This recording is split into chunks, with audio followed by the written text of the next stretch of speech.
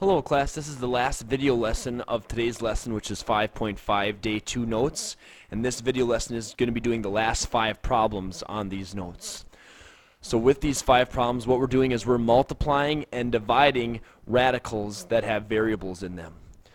So for this one, I'm just going to introduce you, I'm going to get you thinking about how to solve this problem just by doing regular numbers, such as, let's say we have the square root of 16 multiplied by the square root of 4.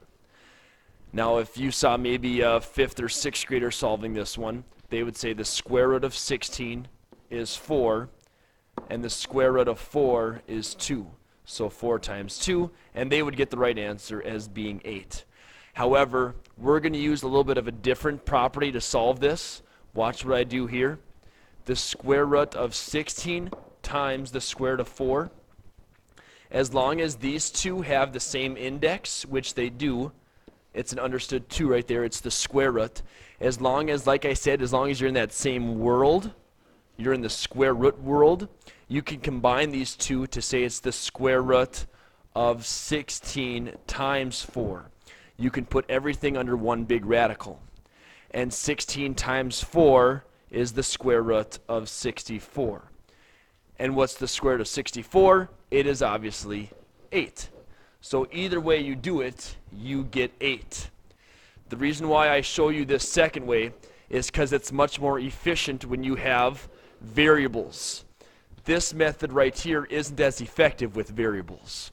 So we're going to use this method with the star on the left. So now, getting on to number 11.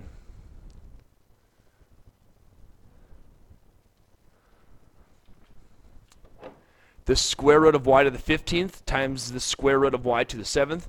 Because it's all in the square root, I can put everything all under one big radical sign. So now I have y to the 15th times y to the 7th with common bases. I add their exponents to get the square root of y to the 22nd. So now class, you know how to do this one from the very first video on today's lesson. All you have to do is basically divide by 2, because y raised to the 11th times y raised to the 11th is y to the 22nd. So the square root of y to the 22nd is y to the 11th. You have an even index resulting in an odd exponent, so you need absolute value signs. Your answer, the absolute value of y to the 11th. So now for the next one, I have the square root and the square root. Let's put everything under one big radical. 5y cubed times 20y to the 13th. We're going to multiply the numbers together. 5 times 20 is 100. Y cubed, y to the 13th is y to the 16th. With like bases, I add their exponents. So now it's the square root of 100, y to the 16th.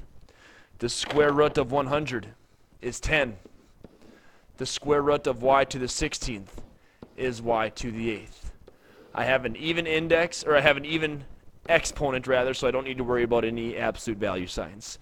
The correct answer, 10y to the 8th. So now the same thing is true, class, of division problems. When I divide these two, we'll just do an example with numbers again. If I have the square root of 16 divided by the square root of 4, I would say the square root of 16 is 4, the square root of 4 is 2, and what is 4 divided by 2? It is 2. But now algebraically, when we have variables, we use this method. The square root of 16 divided by the square root of 4. Because they are both under the square root sign, I can put everything under one radical sign of 16/4. So now let's simplify the fraction. I get the square root of 16 divided by 4, which is 4. And what is the square root of 4? 2, just like this one. So either method works, but this way, once again, is more efficient when using variables. So now, getting on to this one. I'm going to simplify this by putting all this under one big radical sign because these indexes are the same. If the indexes are ever not the same, then you cannot solve it by using this method. but these indexes are both the square root, so I could put everything under one big radical sign of y to the 10th on top over y to the 1st on the bottom. So now we'd simplify this with common bases. We subtract their exponents. 10 minus 1 is 9, so we get the square root of y to the 9th. And now, class, we simplify this one. I can't take 9 divided by 2 and get a nice clean answer of a whole number. So what I'm going to do is I'm just going to say it's the square root of y to the 8th times y to the 1st. That's the same thing as y to the 9th. And now I can bring out the square root of y to the 8th. It's the same thing as y to the 4th. This, however, has to stay underneath the radical. So times the square root of y. Y to the 4th square root y is the answer for number 13. Number 14. The square root of y to the 8th goes on top, and y to the 4th goes in the denominator. And so now when I simplify this whole thing, I get the square root of y to the 4th. Because with common bases, I subtract their exponents. 8 minus 4 is 4. So the square root of y to the 4th is y squared. And there's my answer for number 14, y squared. And the last one, number 15, I'm going to put all this under one big radical sign to make 30 x to the 5th divided by 6x squared. Let's simplify the fraction. So 36ths is the same thing as 5. X to the 5th divided by x squared is x cubed. So now it's the square root of 5x cubed. Let's simplify this. I can't break down 5 any further. However, I can break down x cubed to make it x squared times x. So now it's the square root of 5x squared times x.